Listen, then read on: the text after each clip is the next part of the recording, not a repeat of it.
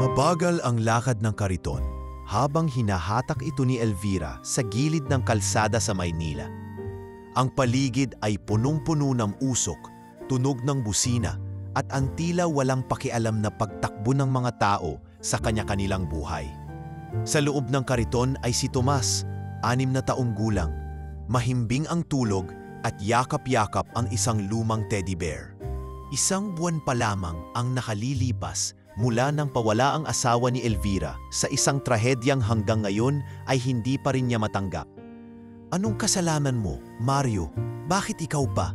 Hindi mo man lang kami nabigyan ng pagkakataong magpaalam. Bulong ni Elvira habang pinapahid ang luha sa gilid ng kanyang pisngi.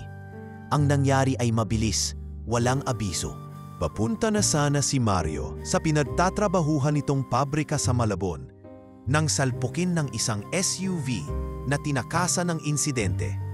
Walang nakakita, walang plaka, walang panagot. Naiwan si Elvira na mag-isa. Walang pera at may utang pang halos 2,000 pesos mula sa ospital at burol.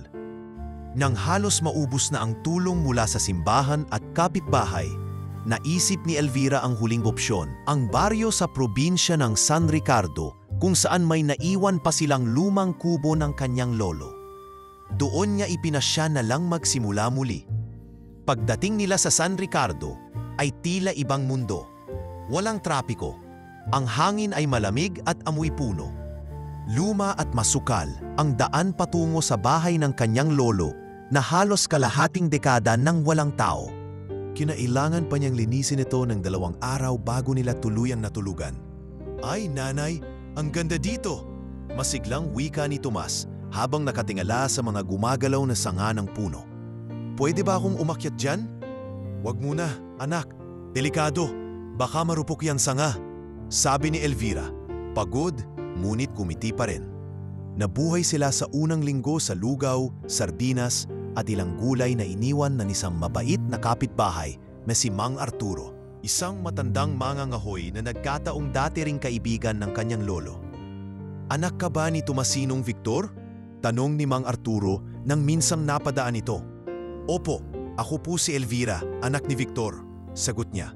Napakabait ng tatay mo. Sa kanya ko natutong maghanap ng halamang gamot sa gubat. Kung kailangan nyo ng tulong, lumapit ka lang. At kung minsan may sobrang sukli pa para kay Tomas na laging humihiling ng candy. Nanay, yung kulay pula po ulit na candy ha, lambing ng bata. Oo na. Basta mag-behave ka lang habang nagbebenta ako.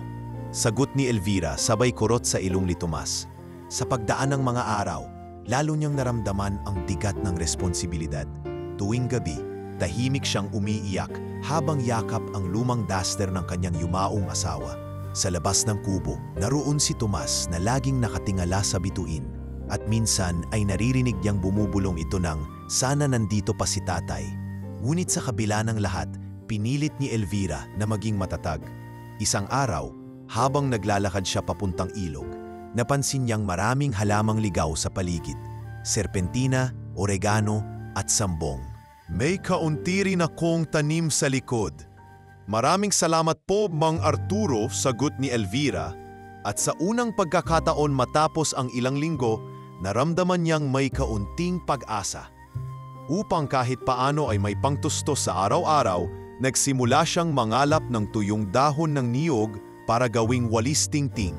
Sa tulong ni Tomas, binilad nila ito sa harap ng bahay at nilalagari ang kahoy para gawing hawakan. Pagkatapos ay ibinababa niya ito sa palengke sa baryo tuwing Sabado. Pabili nga, ate, ilan walis mo? Tanong ng isang ale sa palengke. 3 piso po ang isa, pwede pong tawad kung marami. Sagot ni Elvira, may ngiti bagamat may bakas ng pagod sa mata. Hindi man malaki ang kita, sapat na ito para makabili ng bigas at kaunting ulam. Sa unang pagkakataon matapos ang pagkamatay ng kanyang asawa, naramdaman niyang may binubuong panibagong buhay, hindi lang para sa sarili kundi para kay Tomas. Habang siya'y pauwi isang hapon, nakita niyang masayang nagtatakbo si Tomas sa ilalim ng ulan. Wala siyang saplot sa paa, basa ang damit, pero kitang-kita ang kaligayahan sa kanyang mukha. Nay, may nakita akong bayabas sa may likod ng bahay. Pwede ba nating kunin bukas? Oo naman anak, Basta't mag-ingat lang tayo ha, at sa likod ng mahihirap na araw, unti-unting bumubuo ng panibagong ritmo ang buhay ni na Elvira at Tomas. Naalala niya ang mga kwento ng lolo niya noon tungkol sa natural na gamot. Ano kaya kung subukan ko itong gawing tsaa? Marami namang matatanda sa baryo, bulong niya sa sarili. Muling bumalik ang apoy sa kanyang damdamin. Gamit ang naitirang pera, bumili siya ng garapon at plastik na supot sa bayan. Nagsimula siyang magpasa ng flyer sa palengke na may nakasulat, Natural Herbal Tea, gawa sa sariwang halamang gamot. Makakatulong sa ubo, sipon at kabag. Hindi madali ang una, may ilan ang nag-alinlangan, pero may ilan din ang tumangkilik. Isang linggo ang lumipas at tinawag siya ng isang ginang sa palengke. Hoy, ikaw yung gumagawa ng tsaa, di ba? Epektibo sa asawa ko yan. Umorder siya ng 5 pang bote. Napangiti si Elvira. Sa baryong ito, sa lilim ng mga punong kahoy, sa tabi ng lumang kubo, at sa pagitan ng mga tinig ng ibon sa umaga, nagsimula ang kwento ng isang byuda at ng kanyang anak. Hindi pa nila alam na sa likod ng mga araw na ito, may darating na pagkakataong babago sa kanilang tadhana. Sa paglipas ng mga buwan, tuluyan nang naging bahagi ng baryo sina Elvira at Tomas. Bagamat hindi naging madali ang bawat araw, unti-unti nilang naiangat ang kanilang pamumuhay mula sa kawalan. Sa umaga, gumigising sila bago pa sumikat ang araw, sabay aayusin ang mga paninda at isasakay ang ilang walis tingting sa bisikletang may kariton na ibinigay ni Mang Arturo. Isang simpleng biyaya, mulit para kay Elvira, isa itong hakbang patungo sa dignidad. Anak, bitbitin mo na yung mga garapon ng tsaa. Baka abutan tayo ng ulan mamaya, wika ni Elvira habang tinatali ang laylayan ng kanyang palda. Opo, Nay, tapos na po ako magwalis, sagot ni Tomas. Hawak ang isang batyang may laman na 5 bote ng tsaa at ilang plastik na repack na halamang gamot. Hindi man marangya ang kanilang buhay, naramdaman ni Elvira na unti-unting lumalambot ang bigat na mga nakaraang buwan. Si Tomas, sa kabila ng kawalan ng maraming laruan o gatas na katulad ng ibang bata sa lungsod, ay natutong maging masaya sa maliliit na bagay, sa pagtakbo sa damuhan, pag-akyat sa puno, o kahit sa pagbuo ng eroplano mula sa dahon ng niyog. Isang araw, habang nasa palengke sila, ay may lumapit na isang babae na suot ang puting belo ng madre. Elvira? Elvira Santos? Tanong nito, may tila hindi makapaniwala sa boses. Lumingon si Elvira at napatigil. Ate Selina? Sagot niya, nanlalaki ang mga mata. Hindi ako makapaniwala, ikaw ba yan? Ako nga. Grabe, ang tagal na nating hindi nagkita. Nabalitaan ko ang nangyari sa asawa mo. Nakikiramay ako. Nagyakapan sila at sandaling lumambot ang puso ni Elvira. Si Selina ay dati niyang kasamahan sa simbahan noong high school. Naging guidance counselor ito bago magdesisyong pumasok sa kumbento. Sa mga panahon ng kanyang kabataan, si Selina ang nagsilbing takbuhan niya kapag mabigat ang loob niya sa bahay. Ngayon ka na ba nakatira rito sa San Ricardo? Tanong ng madre. Oo, wala na kaming ibang mapuntahan, kaya sinubukan ko na lang ang lumang bahay ni Lolo. Pero salamat sa Diyos at tinanggap kami ng baryo. Kung kailangan mo ng tulong, huwag kang mahihiyang lumapit sa akin. May maliliit din kaming proyekto para sa mga solo parent dito sa parokya. Alok ni Selina, sabay abot ng maliit na flyer. Napangiti si Elvira. Hindi niya inaasahang may makakatagpo siyang kakilala sa lugar na ito. Higit pa, isang taong naging bahagi ng kanyang dating buhay. Ngunit sa mga araw na kasunod, isang pagsubok na naman ang kumatok sa kanilang pintuan.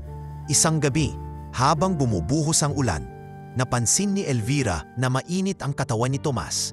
Inisil niya ang noo ng bata at agad na kinapa ang likod nito. Basang-basa ng pawis. Anak, gising. Tomas, ising. Bulong niya habang niyuyugyog ang anak. Mama, ang sakit po ng tiyan ko. Daing ng bata, namumungay ang mata. Agad na bumangon si Elvira. Isinilid sa bayong ang ilang halamang gamot na may bisa laban sa lagnat at binuhusan ng mainit na tubig. Nilagyan niya ng tuwalya ang noo ng bata at tinabihan ito habang pinipilit huwag maluha. Diyos ko, huwag niyo naman pong kunin ang anak ko. Bulong niya sa madilim na sulok ng silid. Kinabukasan ay tinakbo niya si Tomas sa health center ng baryo. Buti na lamang at hindi ito dengue, sabi ng nurse. Malamig lang daw ang katawan at nagkaroon ng kabag. Gayunpaman, pinayuhan siyang mag-ingat sa pagkain ng bata at palaging linisin ang paligid. Sa pagbabalik nila sa kubo, napansin ni Elvira ang isang lumang kahon na may lamang mga kagamitan ng kanyang lolo. Ilang notebook, mga buto ng halaman, at isang librong may pamagat na gabay sa pagtatanim ng halamang gamot. Pinagmasdan niya ito at napaisip. Siguro ito na ang sagot, bulong niya. Kung makapagtanim ako ng sarili naming gamot at gulay, hindi na namin kailangang bumili pa. Mula noon, sinimulan niyang bungkalin ang lupa sa likod ng bahay. Nagpatulong siya kay Tomas sa pagtatanim ng bayabas, malunggay, lagundi at tanglad. Araw-araw ay sinisigurado niyang nadidiligan ang mga tanim. Naging bahagi na ng kanilang routine ang pag-aalaga sa mga halaman. Isang bagay na hindi lamang naging praktikal, kundi naging terapiya rin para sa kanilang dalawa. Nanay, pwede bang ako ang magtanim ng mga bagong buto? Tanong ni Tomas isang araw habang bitbit ang timba. Oo anak, pero dahan-dahan ha. Huwag mong sakalin ang lupa para makahinga ang binhi. Opo, sagot ni Tomas may tuwa sa mukha habang ibinabaon ng maliliit na binhi sa lupa. Sa loob ng ilang linggo, nagsimulang tumubo ang mga halamang gamot. Mula sa mga ito, nakagagawa si Elvira ng baging linya ng produktong tsaa at natural balm. Pinatibay niya ang kanyang maliit na negosyo at kalaunan ay napansin ito ng ilang guro sa elementarya na bumibili ng kanyang produkto para sa mga estudyante nilang madalas sipunin. Isang araw, habang nasa palengke, nilapitan siya ng isang lalaking naka-helmet at may motorsiklong may logo ng munisipyo. Ma'am Elvira po ba? Tanong ng lalaki. Opo, ako po. Napansin po ng aming opisina ang inyong produkto. May programa po kami para sa mga lokal na negosyo. Kung interesado po kayo, pwede po naming isama ang produkto nyo sa isang livelihood fair sa bayan. Para kay Elvira, tila ito ang pinakaunang bunga ng lahat ng kanyang sakripisyo. Mula sa Buda na halos hindi alam kung saan kukuha ng pagkain, ngayon isang ina na hindi lang lumalaban para sa kanyang anak, kundi nagtatanim din ng bagong pag-asa sa bawat araw. At sa gitna ng lahat ng kahirapan at lungkot, nananatili siyang buo. Hindi perpekto, hindi palaging masaya, ngunit matatag. Hindi niya alam na malapit nang may mangyaring lubos na magbabago sa takbo ng kanilang buhay. Isang pangyayari na hindi niya kailanman naisip sa gitna ng payak nilang pamumuhay. Baka naman gawa-gawa lang yon para hindi na tayo sumubok mag-explore? Sagot ni Tomas, pero halatang kinilabutan. Hindi na nila masyadong pinansin ang usapan. Ngunit habang papauwi, isang matandang babae na sakay ng kariton ang lumapit sa kanila. Ay mga apo, huwag kayong masyadong nalalalim sa gubat ha? Sabi ng matanda habang nakapikit ang isang mata. Hindi lahat ng buhay ay dapat makita sa ilalim ng lilim. Nagtinginan si Tomas at Nunoy. Ano pong ibig niyong sabihin? Lula Adang? Tanong ni Nunoy. Ngunit hindi na sumagot ang matanda. Patuloy lamang siya sa pagtulak ng kanyang kariton, tila ba nabigla rin sa sariling sinabi. Kinagabihan, habang pinapatulog ni Elvira ang anak, napansin niyang tila tulala ito. Anak, may iniisip ka ba? Maliwanag ang umagang iyon at banayad ang hangin habang hinahaplos ng araw ang mga dahon sa paligid ng San Ricardo. Masigla si Tomas habang nakaupo sa itaas ng lumang sanga ng punong bayabas sa likod ng kubo. Sa kanyang maliit na palad ay hawak niya ang isang hinog na bayabas na bagong pitas. Sa tabi niya ay ang kababata niyang si Nonoy, anak ni Mang Arturo. Sabay silang nagmamasid sa kabundukan. Uy, Tomas! Bulong ni Nonoy habang nililingon ang likod nila. Alam mo ba na sa kabilang bahagi ng gubat na yan, may nawawala raw na mga tao? Ha? Seryoso ka? Balik ni Tomas, agad na bumaba sa puno. Oo, sabi ng lola ko, may mga lalaki raw dati na pumunta roon para mangaso pero hindi na bumalik. Tapos ang mga hayop daw, hindi rin pumupunta roon. Parang may ibang nilalang daw doon. Tanong niya habang hinahaplos ang noo ng bata. Wala po, Nay. Kwento lang po ni Nonoy kanina tungkol sa gubat. May mga nawawala raw na tao. Biglang nanigas ang katawan ni Elvira. Matagal na niyang narinig ang alamat na yun. Bata pa lamang siya nang balaan din siya ng lolo niya tungkol sa lugar na yun. Basta Tomas, marahang sabi ni Elvira, huwag kang pupunta sa malalim na bahagi ng gubat. May mga lugar na hindi dapat galawin. Opo, Nay, mahina niyang tugon, pero hindi niya maalis sa isipan ang sinabi ni Lola Adang. Makalipas ang ilang araw, habang hapon at walang pasok sa eskwela, niyaya ni Nonoy si Tomas na muling pumunta sa gubat. Hanggang sa may batuhan lang tayo, huwag tayong lalalim, pangako ni Nonoy. Naglakad sila, dala ang sako para sa bayabas. Sa paglalakad, napansin nila ang katahimikan ng paligid. Walang huni ng ibon, walang haging masyadong gumagalaw, at tila nagbabanta ang bawat anino ng puno. Sa gitna ng kanilang paglalakad, napansin ni Tomas ang isang bahagi ng lupa na tila malambot at hindi pantay. Nonoy, tingnan mo to, sabay turo niya sa isang bahagi ng lupa. May mga bakas ng paa, hindi hayop, kundi tao. Pero higit pa roon, tila may nakausling bagay mula sa lupa. Parang kamay, usal ni Nonoy. Na agad na paatras, lumapit si Tomas at sa kaba ng kanyang dibdib ay kinumpirma niya ang nakita. Isang maputlang kamay ang tila lumalabas mula sa ilalim ng lupa, nanginginig at bahagyang gumagalaw. Ang mga kuko nito ay puno ng putik at may gasgas sa palad. Tao to, sigaw ni Tomas, sabay hawak sa braso ni Nonoy. Takbo na tayo, kunin natin si nanay mo. Sigaw ni Nonoy habang mabilis na bumalik sa landas paalis ng gubat. Hinahabol ng kabog ng kanilang dibdib ang bawat hakbang. Sa pagdating nila sa bahay, halos hindi na makapagsalita si Tomas sa kaba. Nanay! Nay! May tao sa gubat! Nakalibing siya pero buhay pa! Hindi na nag-aksaya ng oras si Elvira. Agad siyang tumawag kina Mang Arturo at ilang kalalakihan sa baryo. May dala silang pala, lubid at flashlight. Sama-sama silang bumalik sa lugar na itinuro ni na Tomas at Nonoy. Dahan-dahan nilang hinukay ang lupa. Unti-unting lumabas ang kalahating katawan ng isang lalaki. Marungis, may putik sa muka at halos walang malay. Ang kanyang dibdib ay humihingal sa hirap. Nang tuluyan siyang mahukay, napansin nila ang paggalaw ng kanyang mga mata. Buhay pa siya, bulong ni Mang Arturo, hindi makapaniwala. Dalin na natin to sa bahay ko, sabi ni Elvira, kahit nanginginig ang boses. Wala namang malapit na klinik, baka abutin pa ng gabi sa daan. Dahan-dahang ipinakbo ng mga lalaki ang katawan ng di kilalang lalaki sa bahay ni na Elvira. Pagdating doon, agad siyang pinunasan ni Elvira, binihisan ng tuyo at pinainom ng kaunting sabaw ng luya.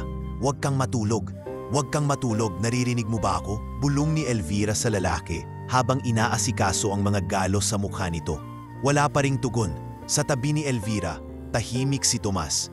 Hawak-hawak niya ang lumang kumot at tinatakpan ng binti ng lalaki.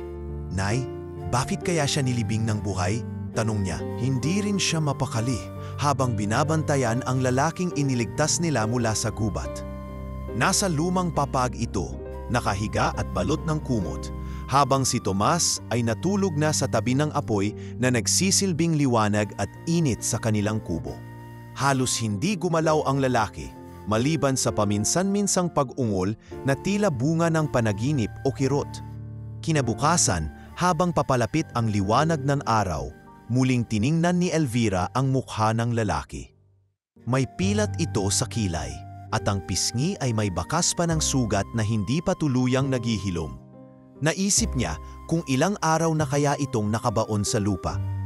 Sa likod ng kanyang isipan, naroon ang takot. Sino siya? Anong dahilan at itinapon siya roon? At mas mahalaga, ligtas ba silang mag-ina kung mananatili ito sa kanilang bahay? Saglit siyang natahimik bago sumagot. Daniel, yun lang ang maalala ko. Wala kang ibang natatandaan? Tanong ni Elvira habang naglalagay ng tuwalya sa kanyang batok. Wala akong maalala kung bakit ako naron. Kung papaano ako napunta ron. Humina ang boses nito at muli siyang napapikit. Makalipas ang ilang sandali, dumating si Tomas mula sa labas. May dalang bayabas at 3 itlog mula sa kapitbahay. Nang makita niya si Daniel na gising na, agad siyang lumapit. Kuya, gising ka na! Buti na lang buhay ka! Ako ang unang nakakita sa'yo! Buong tuwang sabi ng bata. Ngumiti si Daniel kahit bahagya lang. Salamat sa pagligtas mo. Lumipas ang tanghali sa katahimikan. Hindi ko alam, anak, sagot ni Elvira. Pero kailangang malaman natin kung sino siya at kung sino ang gumawa nito. Habang lumalalim ang gabi, hindi makatulog si Elvira. Napapatingin siya paminsan-minsan sa lalaki. May edad na humigit kumulang 30 taon, may pilat sa kilay at tila may pinagdaanang matindi. Sa puso ni Elvira may bumubuong pakiramdam na ang lalaking ito ay may dalang lihim at hindi aksidente ang nangyari sa kanya. At sa katahimikan ng gabi, habang naririnig ang patak ng ulan sa bubong, walang kamalay-malay si Elvira na ang lalaki sa kanyang maliit na silid ay hindi basta-basta, kundi ang simula ng pagbabagong hinding-hindi niya inakalang darating sa kanyang buhay. Magdamag na hindi nakatulog si Elvira. Habang naglalagay siya ng mainit na tubig sa palanggana para punasan ang katawan ng lalaki, bigla itong umumol. Saan? Ako! Mahina nitong bulong. Napapitlag si Elvira. Agad siyang lumapit, hawak ang bimpo at sinapo ang noo ng lalaki. Mabuti naman at gising ka na. Marahang sabi ni Elvira, wala ka sa gubat, ligtas ka na ngayon. Nagpikit muli ang lalaki, tila hirap pa rin sa paghinga. Gubat, may hukay, madilim. Huwag kang magsalita muna, mahina ka pa. Tinulungan ka ng anak ko. Nahanap ka niya sa ilalim ng lupa. Dahan-dahang dumilat ang lalaki, tiningnan si Elvira, saka tumingin sa paligid. Kita sa kanyang mga mata ang takot, pagtataka at pagkalito. Hinawakan niya ang kanyang ulo at napangiwi sa sakit. Ano ang pangalan mo? Tanong ni Elvira. Si Elvira ay abala sa pagluluto ng lugaw habang si Daniel ay nakahiga lamang. Paminsan-minsan ay sinusubukang igalaw ang katawan, ngunit bakas ang pagod at panghihina. Bandang hapon ay dumating si Mang Arturo at ang dalawang lalaki na kasama sa paghuhukay kahapon. Kumusta na ang lalaki? Tanong ni Mang Arturo habang tumutungtong sa pintuan ng bahay. Buhay na, medyo mahina pa rin. Sabi niya, Daniel daw ang pangalan niya. Pero yun lang ang natatandaan niya, sagot ni Elvira habang inaabot ng upuan sa mga bisita. Dapat sana dinala natin siya sa barangay. Sabat ng isang lalaki, si Manong Celso. Pero sa lagay niyang to, baka hindi na nakarating ng buhay. Wala pa namang balita na may nawawalang tao sa lugar natin. Dagdag ni Arturo, may anak akong 6 na taong gulang. Nakamuntikan ko nang mawala sa sakit. Alam ko kung anong pakiramdam ng hindi kayang isalba ang minamahal. Kung may pagkakataon akong tumulong sa ibang tao, gagawin ko. Tahimik si Daniel. Tila unti-unti niyang nauunawaan ang kabutihang ipinakita sa kanya ng mag-ina. Ngunit hindi rin niya maikakaila ang kaba sa dibdib. May bahagi ng kanyang alaala na tila nais bumalik pero tinatakpan ng takot. Habang patuloy ang mga araw, si Daniel ay pinilit niyang gumalaw. Tinutulungan siya ni Tomas sa paghuhugas ng pinagkainan. Paminsan-minsan ay nakaupo sa harapan ng kubo habang nakamasid sa mga halaman ni Elvira. At kung taga rito man siya, imposibleng walang naghahanap. Ang sa akin lang, baka may tinatakasan o may ginawang masama. Ani Celso, mapagmatyag ang tingin kay Daniel. Narinig ito ni Elvira at kahit may takot siya, pinili niyang panindigan ang desisyong kinupkop ang lalaki. Kahit ano pa ang nangyari sa kanya, hindi ko siya pababayaan sa ganitong kalagayan. Matatag niyang sagot. Sa ngayon, kailangan niya ng pahinga. Tumango si Mang Arturo. Kung may kailangan kayo, sabihin niyo lang, hindi namin kayo pababayaan. Kinagabihan, habang nakaupo si Elvira sa gilid ng kama, nagsalita si Daniel. Bakit mo ako tinulungan? Nilingon siya ni Elvira. Dahil ikaw ay tao at tao ka pa rin kahit nilugmok ka ng iba. Isang hapon, habang hawak ni Daniel ang isang dahon ng oregano, biglang pumintig sa kanyang alaala ang isang imahe, isang silid, isang mesa at ang tunog ng salpukan ng mga bote. May baril, may sumigaw, bulong niya. Habang biglang napapitlag, agad siyang nilapitan ni Elvira. Daniel, ano yon? Hindi ko alam. Parang may tao sa silid, may usapan, may nagtangka. Hindi na niya natapos ang sasabihin. Hawak niya ang ulo niya at biglang nagdilim ang paningin. Hindi na kinulit ni Elvira ang kanyang alaala, ngunit malinaw sa kanya. May malalim na dahilan kung bakit siya natagpuan sa ganoong kalagayan. Sa paglipas ng mga araw, unti-unting umusbong ang tahimik na ugnayan sa pagitan ni Elvira at Daniel. Hindi pa nila alam kung anong landas ang tinatahak nila. Pero sa payak na kubo, sa simpleng palitan ng lugaw, tawanan ni Tomas at katahimikan ng gabi, isang sulyap ng pag-asa ang unti-unting namumuo. At sa likod ng lahat ng ito, may isang tanong na bumababagabag kay Elvira tuwing siya'y nag-iisa. Sino nga ba talaga si Daniel? At anong dahilan kung bakit siya itinapon ng buhay sa ilalim ng lupa? Lumipas ang mga araw at nanatiling misteryoso si Daniel. Nakakatayo na siya ngayon kahit may kahinaan pa rin. At sa tulong ng ilang halamang gamot ni Elvira at sabaw na may luya, unti-unti na rin siyang nakakakain ng maayos. Sa kabila ng pagbango ng kanyang katawan, nananatili pa ring foggy ang kanyang alaala. Baka ito ang opisina mo noon, sagot ni Elvira. Baka doon ka nagtatrabaho. Baka, mahina niyang tugon. Pero bakit hindi ko maalaala ang pangalan ng building o ang address? Kahit sino man lang nakasama ko roon. Kahit labis ang kagustuhan ni Daniel na muling matandaan ang nakaraan, may humahadlang sa kanya. Isang pader ng takot na tuwing sinusubukan niyang lagpasan ay tila pinipigilan siya ng sariling isip. May naaalala akong kulay itim, kotse. Tapos parang may sumigaw. Parang may pumipilit sa aking sumakay. Tapos may sakit sa batok ko. Tapos madilim na, sabay hawak niya sa batok at napasinghap. Nay! Sigaw ni Tomas mula sa loob ng kubo. Bukas po ang radyo, may balita. Agad na pumasok si Elvira, kasunod si Daniel. Para itong basag na salamin, may ilang piraso ng malinaw, ngunit kulang pa rin upang mabuo ang kabuuan ng larawan. Isang umaga, habang abala si Elvira sa pansasabit ng mga ginawang tsaa sa labas, lumapit si Daniel sa kanya. Bit-bit ang isang piraso ng papel na may guhit ng mga linya. Gumuhit ako kagabi.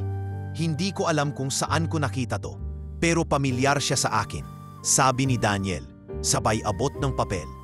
Tinignan ni Elvira ang guhit. Isa itong gusali, matangkad, salamin ang labas, at may malaking titik na R sa harapan.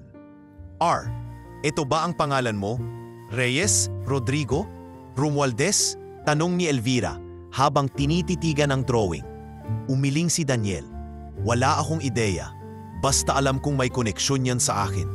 Tuwing pumipikit ako, lagi ko yang naaalala. Sa maliit nilang radyo ay maririnig ang isang broadcast na tila pamilyar sa ilang pangalan. Kasalukuyan pa ring nawawala si Daniel Reyes, bilyonaryong may-ari ng kumpanyang Reyes Global Holdings na naglaho 5 buwan na ang nakalilipas. Bagamat may mga hafahakang tumakas siya mula sa mga kasong isinampa sa kanya, patuloy pa rin ang investigasyon kung may kinalaman dito ang mga dating kasosyo sa negosyo. Daniel Reyes? Tanong ni Tomas.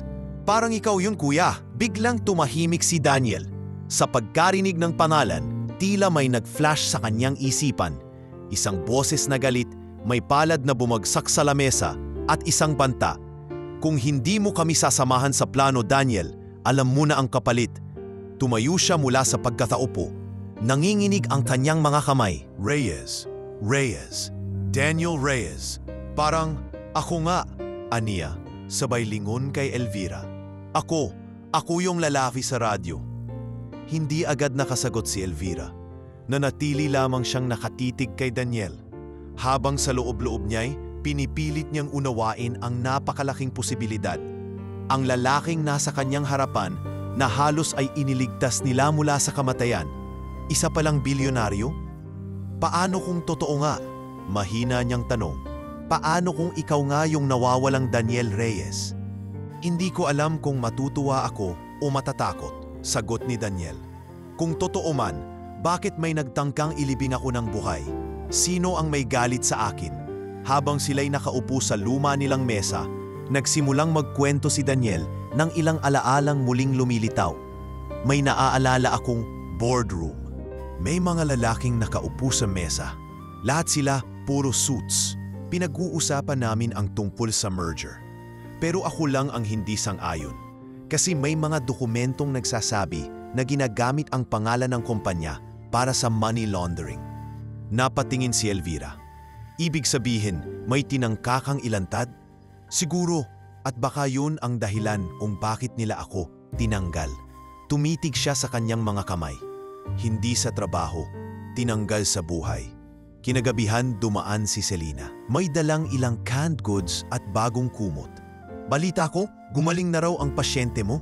Sabi niya habang pumapasok sa bahay. Oo, Selena, sagot ni Elvira. At mukhang hindi siya basta-basta lang na pasyente. Kinuwento ni Elvira ang balitang narinig sa radyo. Maaari kang bumalik sa Maynila, humarap sa media o sa pulis. Pero kung sa ngayon gusto mo muna ng katahimikan, dito ka lang muna. Tumingin si Daniel sa kanya. Salamat, hindi ko pa kayang bumalik. Parang wala pa akong lakas ng loob. Hindi lang sa katawan, kundi sa puso. Sa ngayon, gusto ko munang tumira rito. Kung papayag ka. Kung yun ang makakabuti sa'yo, sagot ni Elvira, at kung yan ang makakabuti sa amin. Sa mga sumunod na araw, si Daniel ay mas naging malapit kina Tomas at Elvira. Tumutulong na siya sa paghuhugas ng pinggan. Paminsan-minsan ay nagwawali sa labas at nag-aaral magbungkal ng lupa. Tiningnan ni Selena si Daniel. Tila sinusuri ang mukha nito. Maya-maya, may binunot siyang cellphone mula sa bag. Hindi ako sigurado kung totoo, pero tingnan mo to. Sabay pakita ng isang screenshot ng balita. Larawan iyon ni Daniel Reyes. Malinis ang suot, nakatayo sa harap ng podium, habang ang pangalan ng kumpanya ay nakalagay sa likod. Napatingin si Daniel sa larawan. Hindi siya nagsalita agad, pero makikita sa kanyang mukha ang gulat. Hindi lang dahil kilala niya ang sarili, kundi dahil para siyang tumingin sa isang tao na ibang-iba sa kanyang nararamdaman ngayon. Yan ako. Muling tumahimik ang lahat. Si Elvira ay naupo sa tabi ni Daniel, inilapag ang isang tasa ng salabat sa kanyang harapan. Ngayon Daniel, kailangan mong piliin kung anong gagawin mo sa nalaman mo. Sa bawat araw na lumilipas, may kakaibang katahimikan siyang nararamdaman. Isang bagay na noon pa niya hinahanap, ngunit hindi niya mahanap sa taas ng kanyang mga gusali at kapal ng salapi. Sa isang gabi, habang nakatingin sila sa bituin, tinanong siya ni Tomas, Kuya Daniel, kung ikaw pala talaga yung Daniel Reyes, ibig sabihin ba, mayaman ka? Umiling si Daniel sa ngumiti. Ngayon, hindi ko alam kung mahalaga pa yon. Kasi dito, sa kubo nyo, mas natutunan kung ano talaga ang mahalaga. Buhay, katahimikan at mga taong tapat. At doon, sa ilalim ng malamig na langit ng San Ricardo, habang may misteryong hindi pa buo, nagsimulang tumibok ang isang bagong bahagi ng kanyang pagkatao. Isang bahagi na hindi nakasulat sa balanse ng bangko, kundi sa puso. Simula nang matuklasan ni Daniel na siya nga ang nawawalang Daniel Reyes, may mga pagbabagong unti-unting nangyayari sa kanyang pagkatao. Hindi na siya lubos na lito gaya noong una. Sa halip, bawat araw ay parang isa-isang binubuksan na aklat. May mga pahinang lumilitaw sa kanyang alaala. May mga tanong na dahan-dahan niyang natutugunan. Ngunit asabay ng pagbabalik ng alaala ay ang pagbabalik rin ng takot at pangamba. Isang gabi, habang tahimik ang paligid at tulog na si Tomas, muling nanaginip si Daniel. Nasa loob siya ng isang silid na pamilyar, malinis, moderno, may mga artwork sa dingding. Sa gitna ng silid ay may isang mesa at sa mesa ay may dalawang lalaking nakaitim na suit. Isa sa kanila ay pamilyar. Matangos ang ilong, manipis ang labi at may mapanlinlang na ngiti. May sinabi itong hindi niya maintindihan. At maya-maya ay may tunog ng baril. Kasunod ang sakit sa kanyang batok. Nagdilim ang lahat. Napabalikwas si Daniel sa kama, pawis na pawis at hingal na hingal. Napaupo siya at napahawak sa kanyang ulo. Paulit-ulit na lang yung panaginip, bulong niya sa sarili. Nang kinaumagahan, habang nagtitimpla ng kape si Elvira, napansin niyang tulala si Daniel sa labas ng kubo. Nakaupo sa bangko at hawak ang isang pirasong papel na may iginuhit na gusali. Lumapit siya ng dahan-dahan. Masamang panaginip na naman? Tanong ni Elvira. Tumango si Daniel. Mas malinaw mayon. May dalawang lalaki sa loob ng opisina. Isa sa kanila, kilala ko. Pero hindi ko pa rin matukoy ang pangalan niya. Basta alam kong kasamahan ko siya sa negosyo. Enrique Salcedo, ang legal advisor ng kumpanya at isa sa pinakamatagal na kaalyado ng pamilya Reyes. Ayan, biglang sigaw ni Daniel. Siya yung lalaki sa panaginip ko. Kinilabutan si Elvira. Sigurado ka?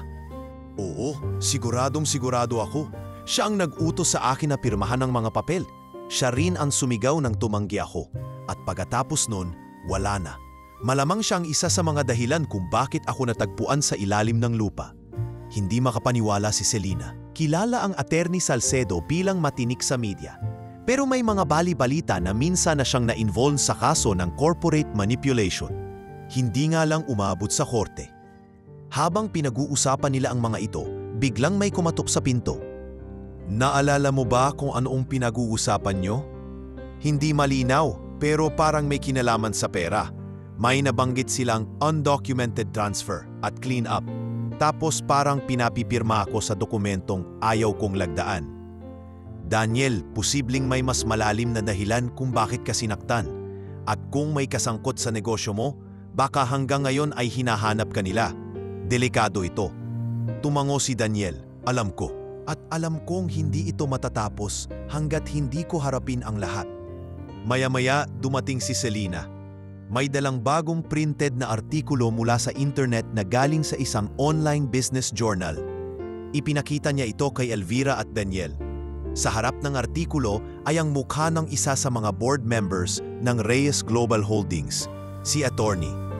Si Tomas, na galing sa ilog kasama ang kaibigang si Nonoy, ay hininga sa kakapalo. Nay, may dalawang lalaking nagtatanong sa baryo. Nakaitim sila at may dalang litrato. Parang hinahanap si Kuya Daniel. Agad na nanlamig si Elvira. Tumingin siya kay Daniel na agad namang napatayo. Baka sila na yon, sabi nito. Baka alam nilang buhay pa ako. Hindi pwedeng makita kanila. Mabilis na tugon ni Elvira. Kailangan nating gumawa ng paraan. Nagdesisyon silang pansamantalang ilipat si Daniel sa isang lumang bahay malapit sa gilid ng ilog, pagmamay-ari ng isang kamag-anak ni Mang Arturo na nasa Maynila na. Walang tao roon at bihira ang dumadaan sa lugar. Sa tulong ni Selena, nagdala sila ng damit, pagkain at ilang gamit na maaaring kailanganin ni Daniel habang pansamantalang nagtatago. Dito ka muna, sabi ni Elvira habang inilalatag ang panik sa loob ng kubo. Kapag natiyak na naming ligtas ka lang bumalik, susunduin ka namin. Bago sila umalis, hinawakan ni Daniel ang braso ni Elvira. Salamat sa lahat. Kung wala ka, baka patay na ako. Hindi lang sa katawan, kundi pati na sa pag-asa. Tumango si Elvira. Hindi mo kailangang magpasalamat. Tao lang ako na tumulong sa kapwa. Pero kung totoo ngang ikaw si Daniel Reyes, kailangan mo ring tulungan ang sarili mong bumangon. Sa sumunod na linggo, dumalang ang kilos ni na Daniel. Siya'y nanatili sa lumang kubo, tahimik at hindi lumalabas. Sa bawat araw, isinusulat niya ang mga alaalang bumabalik sa kanya sa isang lumang kwaderno, mga pangalan, lugar at sitwasyong tila dati niyang nakasama. Unti-unti, nabuo ang larawan ng isang lalaking lumaban sa katiwalian sa sariling kumpanya, isang lalaking hindi tumiklop sa banta, at isang lalaking gustong baguhin ang sistemang kinabibilangan niya. Isang araw, habang naglalakad si Elvira pauwi galing palengke, may napansin siyang lalaking nakasunod sa kanya. Matangkad, nakasombrero at tila hindi taga roon. Agad siyang dumaan sa ibang daan, pinutol ang ruta at dumiretso sa simbahan. Doon siya sinalubong ni Selena. Elvira? Tanong ng madre, anong nangyari sa'yo? May sumusunod sa akin. Tingin ko isa sa mga hinahanap si Daniel.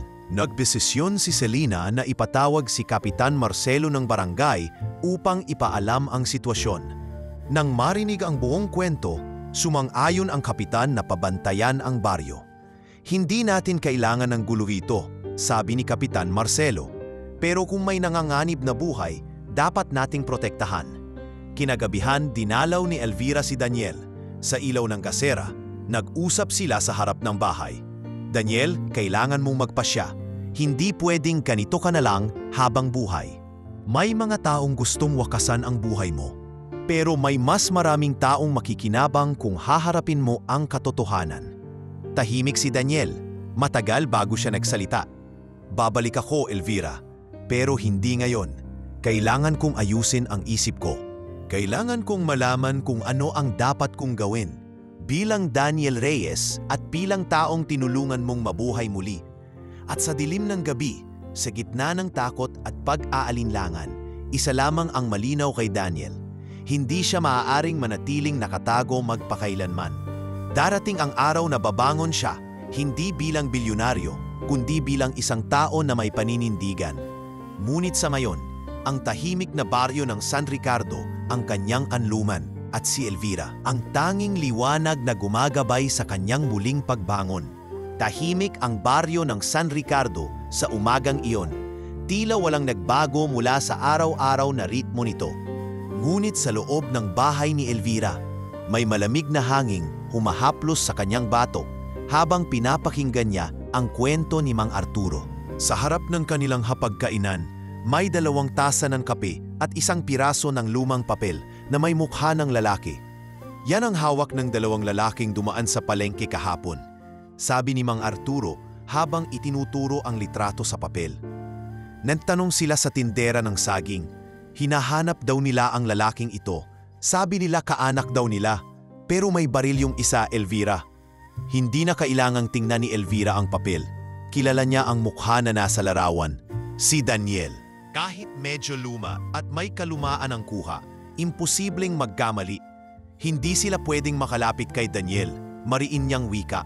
Hindi pa siya handa, baka kung anong gawin ng mga yon. Alam mo bang halos hindi na sila umalis sa kalsadang malapit sa simbahan? Dagdag pa ni Arturo. Parang may binabantayan. Sa oras na yon, agad na nagtungo si Elvira sa lumang kubo kung saan nakatago si Daniel. Dinala niya ang ilan sa mga halamang gamot, pagkain at bagong damit. Ngunit higit sa lahat, dala rin niya ang balitang kailangan ng malaman ng lalaki.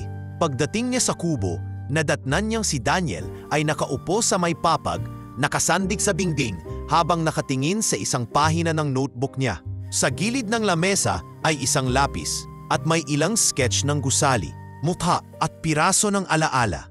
Daniel, tawag niya habang binubuksan ang pinto. May kailangan kang malaman. Tiningnan siya ni Daniel, kita sa mukha ang pangamba. Dumating na ba sila? Tumango si Elvira. 2, nakaitim. May baril ang isa. Hawak nila ang litrato mo. Hindi na sila naghahanap. Hinahabol ka na nila. Hindi nagsalita si Daniel. Pinikit niya ang mga mata, tila sinusubukang alalahanin ang mga mukha ng lalaking iyon sa kanyang panaginip. Ang lalaking may hawak na dokumento, ang isa na may nasa likod ng sasakyan, sumisigaw habang inilalayo siya sa opisina. Isa sa kanila, alam kong may kinalaman sa nangyari sa akin. Aniya, mahina, ngunit buo ang tinig. Daniel, sambit ni Elvira, habang inilalapag ang dala niyang supot sa lamesa. Hindi kita pipilitin, pero sa oras na makita ka nila rito, baka hindi lang buhay mo ang malagay sa panganib. Pati si Tomas, pati ako, pati mga taong tinulungan ka. Alam ko, sagot ni Daniel. Kaya kailangan na nating gumawa ng hakbang. Nang gabing iyon, nagdesisyon si Daniel na iligaw ang kanyang mga humahabol. Sa tulong ni Selena at Mang Arturo, gumawa sila ng plano. Nagpanggap si Daniel na aalis papuntang kabilang bayan sakay ng tricycle na inarkila ni Arturo. Nag-iwan din sila ng kasuotan ni Daniel sa loob ng tricycle upang maniwala ang mga kalaban na talagang umalis siya. Ngunit ang totoo, si Daniel ay nagtago sa likod ng simbahan, sa lumang storage room ng kumbento na matagal nang hindi ginagamit at walang ibang may access kundi si Selena. Doon siya pansamantalang naglagi habang binabalangkas ang mga susunod na hakbang. Gaano ka nakahanda para sa mga yon? Tanong ni Elvira habang bitbit ang termos ng mainit na sabaw. Hindi pa sapat ang lakas ko para humarap sa kanila ng harapan, pero hindi rin ako pwedeng tumakbo habang buhay. Sagot ni Daniel. Naalala ko na kung bakit ako itinapon. May mga papeles akong hawak noon, dokumento ng ilegal na paglipat ng pondo. Ilan sa board members, kasama ang sariling pinsan ko, sangkot sa operasyon. Pinsan mo? Gulat na tanong ni Elvira. Oo, si Manuel Reyes. Isa siya sa mga tumulong sa pagtatayo ng kumpanya noon. Pero hindi ko inakala na siya rin ang magiging dahilan ng pagbagsak ng sarili kong buhay. Ano ang balak mo ngayon? Gusto kong ipagpatuloy ang nasimulan ko, pero hindi bilang bilyonaryo na muling magpapakita sa media. Kailangan ko munang tipunin ang ebidensya, muling ayusin ang mga pagkakakilanlan, at kapag dumating ang tamang oras, isisigaw ko sa lahat ng totoo. Habang lumalalim ang gabi, naramdaman ni Daniel ang init ng sabaw, ang pakikinig ni Elvira, at ang simpleng katahimikan sa paligid ng kumbento. Sa kabila ng lahat ng panganib, dito niya muling natagpuan ang pakiramdam ng pagiging tao, hindi bilang Daniel Reyes na may 10 kumpanya, kundi bilang Daniel na tinanggap ng isang byuda at ng kanyang anak sa kabila ng pagiging estranghero. Makalipas ang ilang araw, dumating ang gabi ng pananalakay.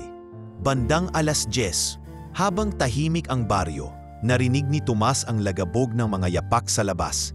Sumilip siya sa bintana at nakita ang 2 lalaking nakaitim, may flashlight at may hawak na papel.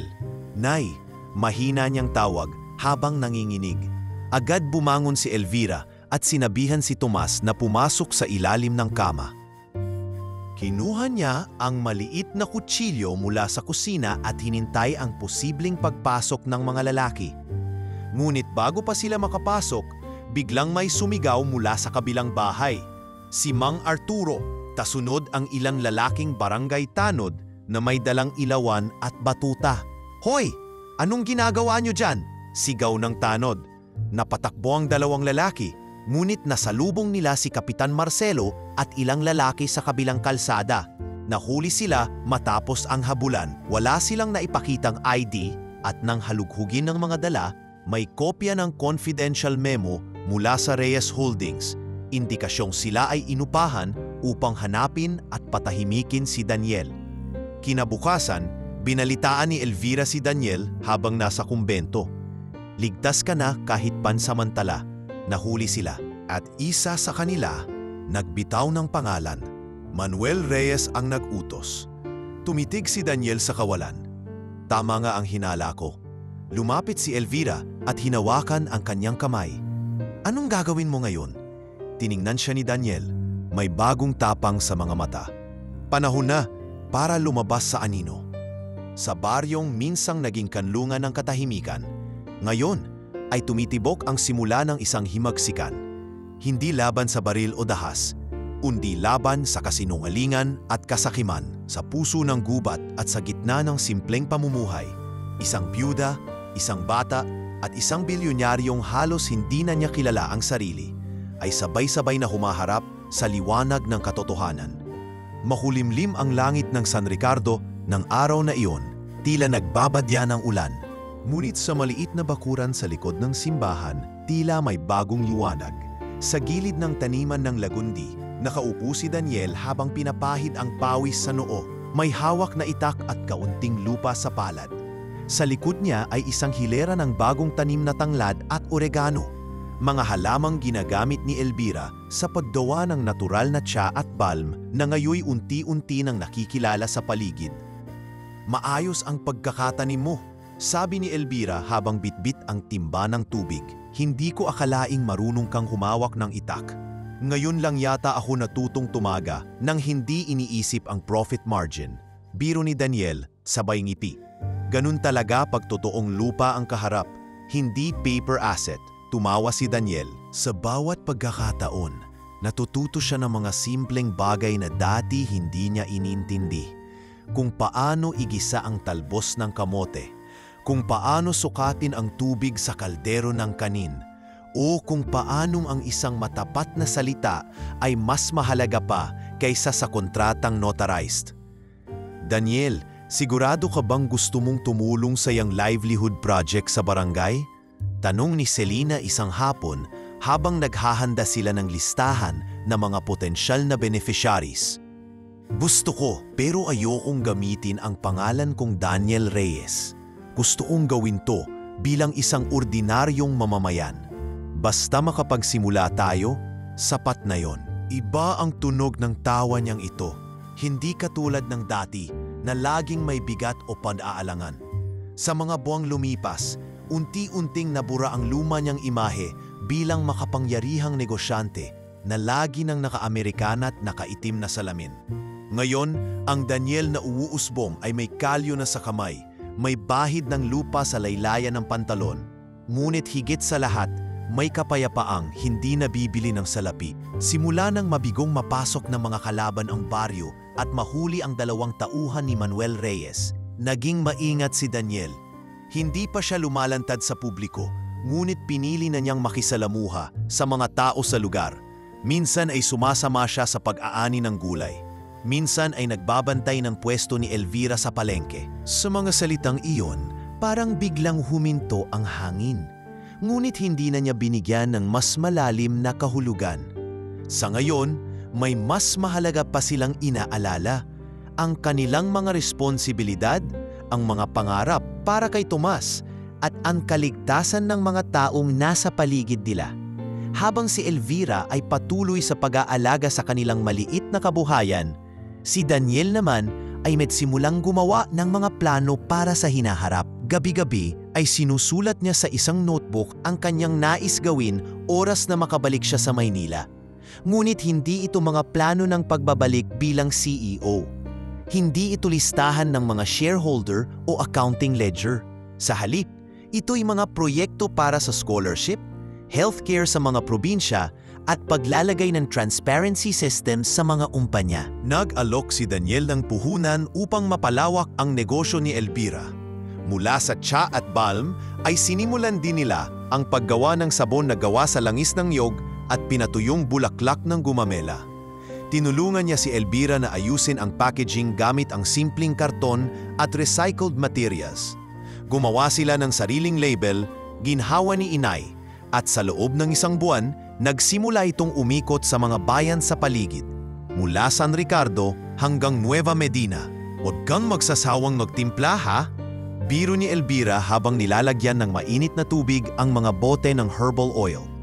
Ngayon lang ako nagka-interes sa ganitong negosyo. Hindi ako magsasawa hanggat ikaw ang kasabay ko. Sagot ni Daniel na tila hindi napansing lumabas ang kanyang damdamin. Napatingin si Elvira. Kung makakabalik ako, gusto kong magtayo ng scholarship fund para sa mga batang tulad ni Tomas.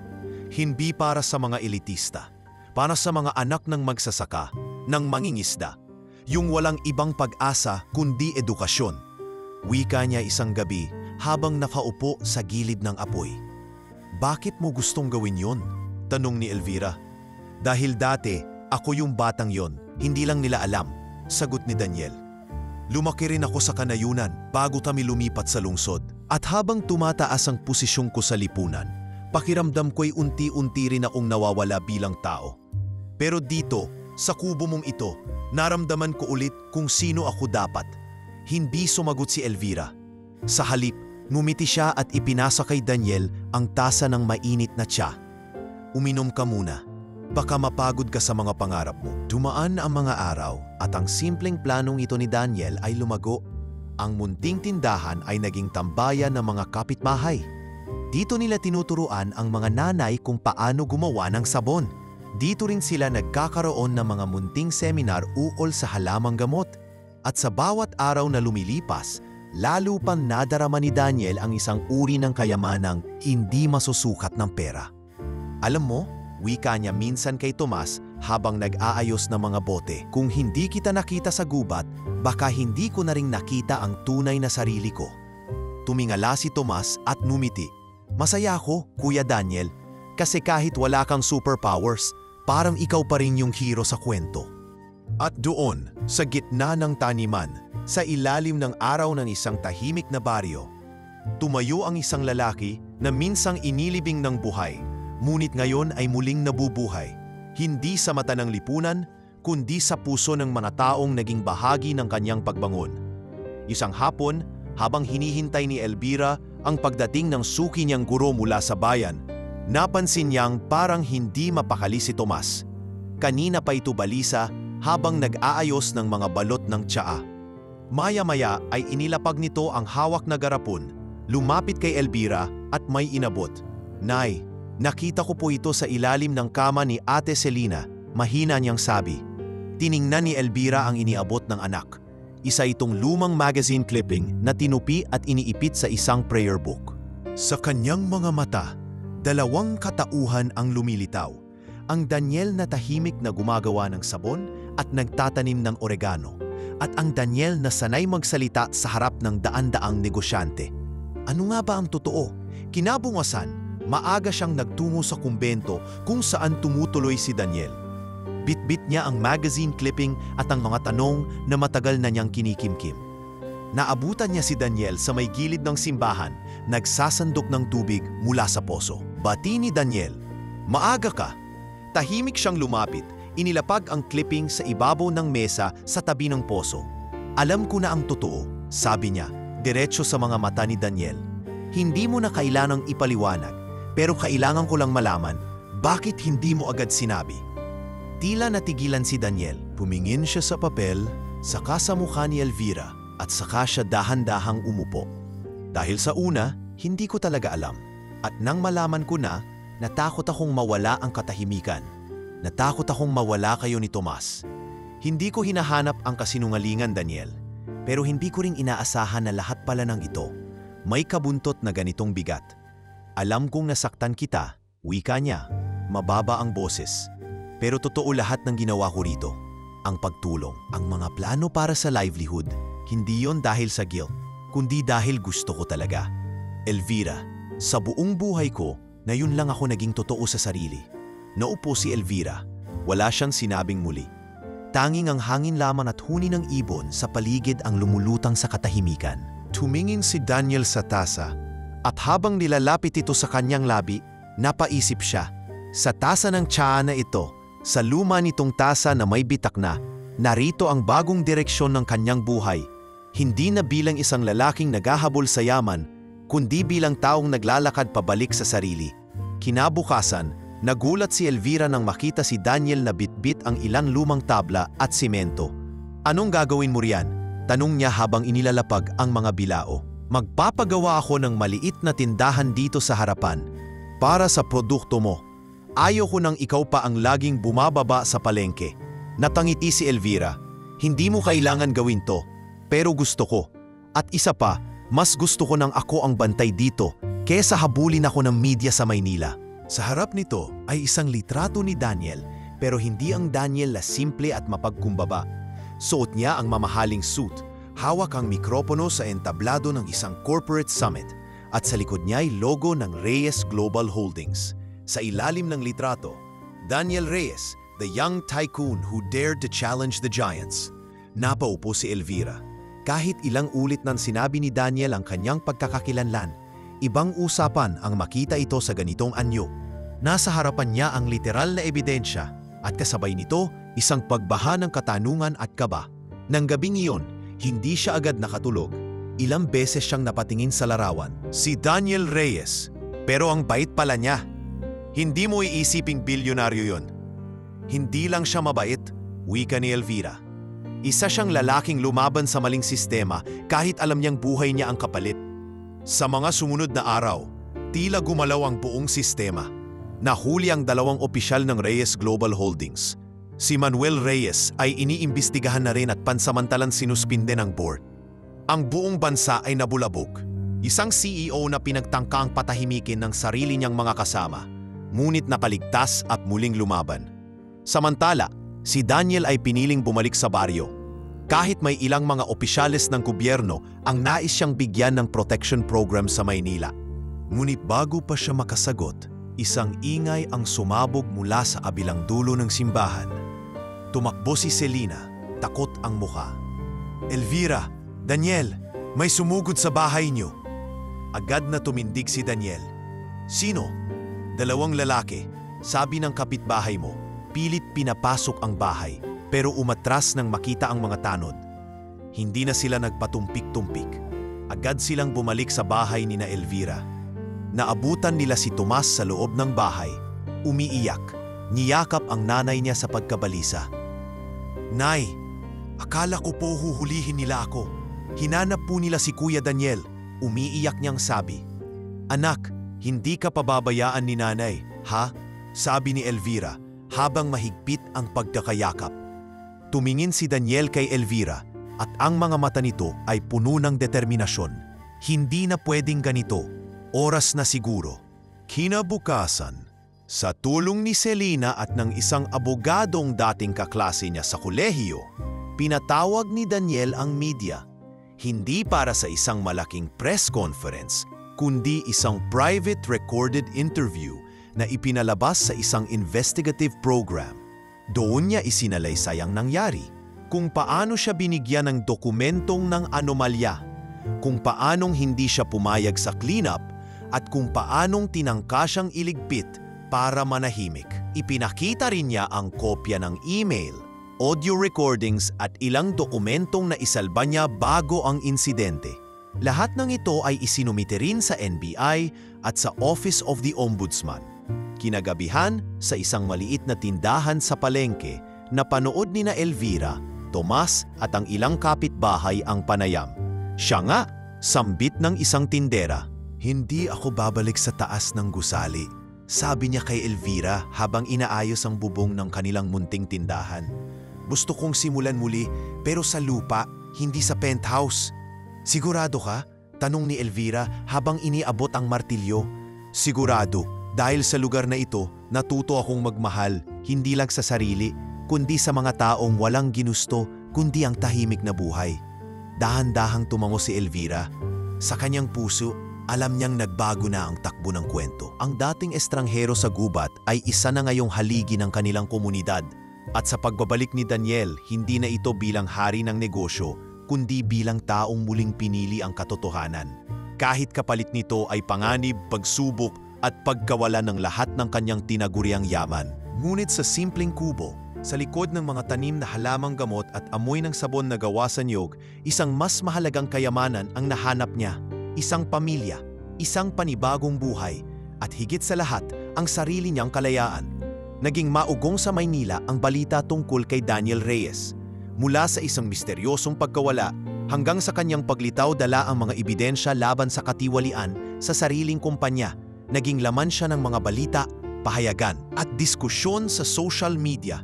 Ngunit sa halip na bumalik sa karangyaan, nanatili si Daniel sa baryo hanggang dumating ang tawag na hindi niya maaaring talikuran.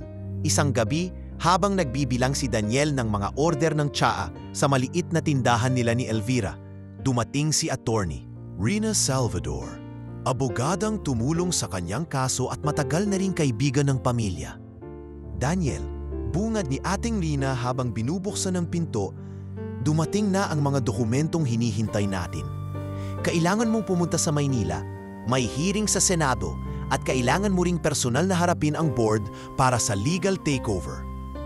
Napatingin si Daniel kay Elvira, na noon ay inaayos ang mga paninda sa shelf. Tila nabingi siya sa mga salitang Senado at legal takeover. Matagal nang iniwasan ni Daniel ang ganitong mga eksena, ang mga flash ng kamera, ang mga formal na kasuotan, at ang malamig na kisame ng mga boardroom. "Alam kong mahirap," dagdag ni Ating Rina, "pero kung hindi ikaw ang magpatuloy, walang mananagot." Hindi siya nagbigay ng pahayag. Suot ang simpleng polo at maong na pantalon, dire-diretso siyang pumasok sa NBI upang isumite ang huling batch ng ebidensyang hawak niya. Kabilang ang mga lumang resibo, mga email na nilimbag at voice recording na malinaw na nagpapakita ng sabwatan ng ilang board members para manipulahin ang mga financial records ng kanilang korporasyon. Pagkatapos ng submission, tumuloy siya sa Senado. Sa isang closed-door executive session, kinumpirma niya ang lahat ng kanyang nalaman. Naglabas din ng resolusyon ang komite upang ipatawag ang mga taong sangkot, kasama na si Manuel Reyes. Ipinasa rin ang kanyang mga pahayag sa Department of Justice. Ilang araw pa lamang ang lumilipas, lumabas na rin sa publiko ang kanyang muling paglitaw. "At sayang ang pagkakataon para linisin ang pangalan mo at ibalik sa maayos ang mga nasira nila." Tumango si Daniel, mabigat ang loob, ngunit buo ang pasya. "Pupunta ako, pero isang kondisyon." "Ano yon?" tanong ng abogada. "Hindi ako babalik bilang CEO na may golden desk. Babalik ako para isara ang kabanata. At kapag tapos na, babalik ako rito, sa San Ricardo." Kinaumagahan, hinatid siya ni na Elvira at Tomas sa terminal. Habang nasa jeep, si Tomas ay tahimik lamang. Pinipisil ang maliit na supot ng candy na inabot ni Daniel. "Kuya Daniel, babalik ka po, di ba?" Napangiti si Daniel. Oo Tomas, babalik ako. At pagbalik ko, may dala na akong bagong simula para sa ating lahat. Pagdating sa Maynila, sinalubong si Daniel ng makakasamahan ng kanyang abogada, pati na rin ng ilang media. Sa isang eksklusibong panayam, sinabi niya ang mga salitang, hindi lahat ng tagumpay ay nakakamit sa taas ng gusali. Minsan, matatagpuan mo ito sa ilalim ng puno, sa tabi ng kubo, habang may hawak kang basong may salabat na gawa ng taong hindi mo kadugo pero tinuring kang pamilya. Hindi nagtagal, pinayagan si Daniel ng korte na pansamantalang pamunuan muli ang Reyes Global Holdings, hindi bilang CEO, kundi bilang independent acting board chair habang isinasailalim ang kumpanya sa restructuring. Isa ito sa pinakamalaking corporate cleanup sa kasaysayan ng korporasyon at si Daniel ang piniling mamuno hindi dahil sa kanyang yaman kundi sa kanyang prinsipyo. Una niyang ginawa ay tanggalin sa posisyon ang mga sangkot sa katiwalian. Sunod ay ang pagtatatag ng Transparency and Integrity Division, isang panibagong department sa kumpanya na tutok sa compliance at ethics. Itinulak din niya ang pagbawas ng sweldo ng mga executive upang madagdagan ang pondo para sa mga proyekto sa mga probinsya. Nakakatawa, Sabi niya minsan kay Attorney Rina, dati, ako ang hinihintay ng media para sa gala dinner. Ngayon, hinihintay ako ng mga kababaihang nagtatahi ng pouch para sa mga tsaa sa San Ricardo. Higit kang makapangyarihan ngayon, Daniel, sagot ni Rina. Dahil ngayon, totoo ka na.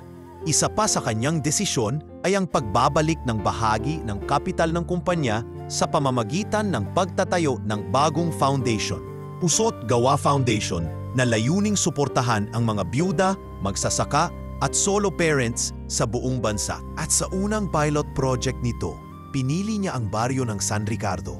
Habang itinatayo ang panibagong community center, dumating na rin ang pinakahihintoy na araw, ang pagbabalik ni Daniel sa baryo. Walang engrandeng anunsyo, walang konvoy. Sa isang payak na tricycle, bumaba siya sa harap ng kubo ni Elvira.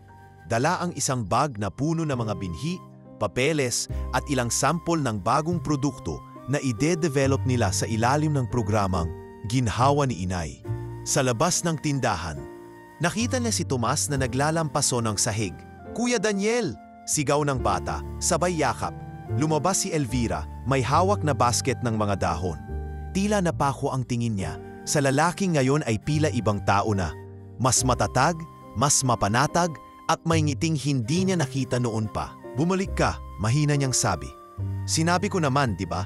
Sagot ni Daniel habang inilalapag ang bag. Babalik ako, hindi bilang bilyonaryong may 7 sasakyan, kundi bilang taong handang tumulong at kung papalarin, manligaw. Napalingon si Elvira, bahagyang namula. Marami tayong aasikasuhin, sabi niya. Hindi pa dumarating ang suppliers at may meeting tayo bukas para sa livelihood seminar. Ngumiti si Daniel, handa akong maging assistant mo. Bastang sabihan mo lang ako kung kailan ako pwedeng magluto. Muling bumalik sa baryo ang dating nawawalang lalaki. Ngunit ngayon, hindi na siya estranghero. Isa na siyang kabalikat, kaibigan, at hindi malayong maging bahagi ng pamilya. At sa puso ni Daniel, alam niyang nagsisimula pa lamang ang panibagong kabanata, hindi ng karera o negosyo, kundi ng isang mas makabuluhang paglalakbay, ang pagtulong sa iba sa paraang marangal, payak at tunay. Sa baryo ng San Ricardo, muli siyang nakatagpo ng sariling tahanan. Mabilis ang mga pagbabago sa baryo ng San Ricardo. Sa loob lamang ng ilang buwan mula nang muling bumalik si Daniel, tila ibang-iba na ang itsura ng lugar. Sa dating bakanting lote sa gitna ng baryo, ay nakatayo na ngayon ang isang modernong gusali na may simpleng disenyo, gawa sa bamboo, bricks at salamin, na tinawag nilang San Ricardo Community Hub. Pinondohan ito ng bagong itinatag na foundation ni Daniel, ang Pusot Gawa Foundation, at layunin nitong maging sentro ng edukasyon, kabuhayan at kalusugan para sa mga residente. Mula sa palengke hanggang sa ilog, ramdam ng mga tao ang pagbabago. May bagong water filtration system na nagmumula sa bundok, solar-powered na ilaw sa lansangan, at isang maliit na paaralan na may 3 silid-aralan para sa mga bata ng baryo. Lahat ng ito bunga ng tulong ni Daniel at ng panibagong pagkataong ipinaglihi sa lupa, hindi sa yaman.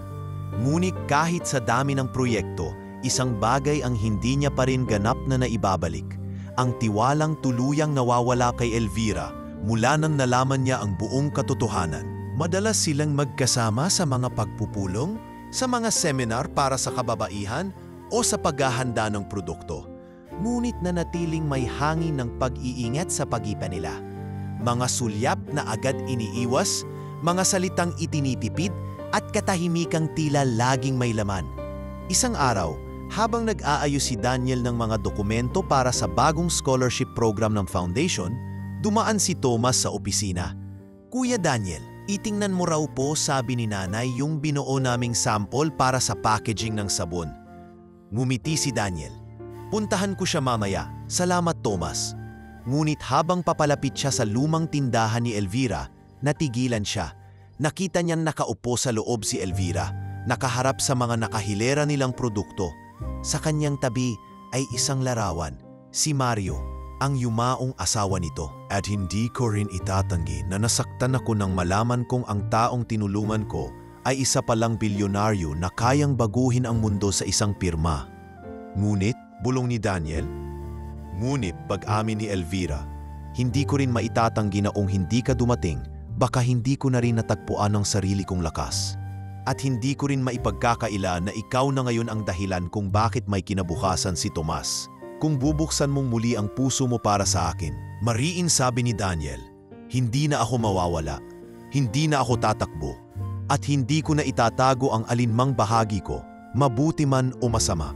Walang madalian sa ganito, Daniel. Dahan-dahan siyang lumapit. "Elvira?" Tumingin si Elvira, hindi agad nagsalita. "Ilang araw na akong gusto kang kausapin," sabi ni Daniel. "Pero parang laging hindi ko mahanap ang tamang oras." "Ngayon, nahanap mo na?" tanong ni Elvira. Hindi na nga away pero may bigat ang tono. "Hindi ko alam kung sapat na ang mga naitulong ko sa baryo para patawarin mo ako. Pero gusto kong malaman mo, totoo ang lahat ng naging ako sa harap mo. Hindi ko itinago ang totoo para lupuhin ka. Itinago ko yon dahil sa takot. At sa kabila ng lahat, ikaw ang naging tahanan ko." Hindi agad sumagot si Elvira. Pinagmasdan niya ang larawan ng kanyang asawa. Saka tumingin sa bintana kung saan naglalaro si Tomas sa lilim ng bagong itinayong puno. "Daniel, hindi ko ikinakaila na nagalit ako. Oo, pero kung kaya mong hintayin ako, hindi lang bilang partner sa proyekto, kundi bilang babae na kailangang hilumin ng sarili. Baka dumating din tayo dun." Napalitan ng mahinang ngiti ang tensyon sa pagitan nila. Tumango si Daniel, tumayo, at bago siya lumabas, iniwan niya ang isang maliit na envelope. Sa loob niyan, may titulo ng lupa. Para sa bagong bahay na pwedeng tayuan niyo ni Tomas. Bahagi yan ng pondo ng foundation. Pero gusto kong ikaw mismo ang magdesisyon kung tatanggapin mo o hindi. Hindi na siya lumingon pa. Tumuloy siya sa community hub kung saan naghihintay ang ilang bagong volunteer na magsasanay para sa kanilang health education program. Ngunit sa kanyang puso, naroon ang pag-asa. Pag-asang hindi lang proyekto ang muling mabubuo, kundi pati ang relasyong matagal nang itinahi ng mga simpleng araw sa ilalim ng araw ng San Ricardo. Pagkalipas ng ilang buwan, sa gitna ng isang sabayang graduation ng mga scholars mula sa kanilang Alternative Learning System ALS, ibinalita ni Daniel sa harap ng komunidad, simula sa susunod na taon, magtatayo tayo ng maliit na technical na eskwelahan para sa mga gustong matuto ng agrikultura, natural healing at livelihood skills. At ang nagiging direktor nito, kung papayag siya, ay si Elvira. Palakpakan ang lahat. Si Elvira ay natulala sa kanyang kinauupuan. Hindi inaasahan ang anunsyo. "Marunong akong magsimula," sagot ni Daniel, sabay abot ng tasa. At sa gabing iyon, sa ilalim ng bituin at gitna ng mga taong minsan ay naging estranghero sa isa't isa, tuluyang nagsimula ang isang panibagong yugto.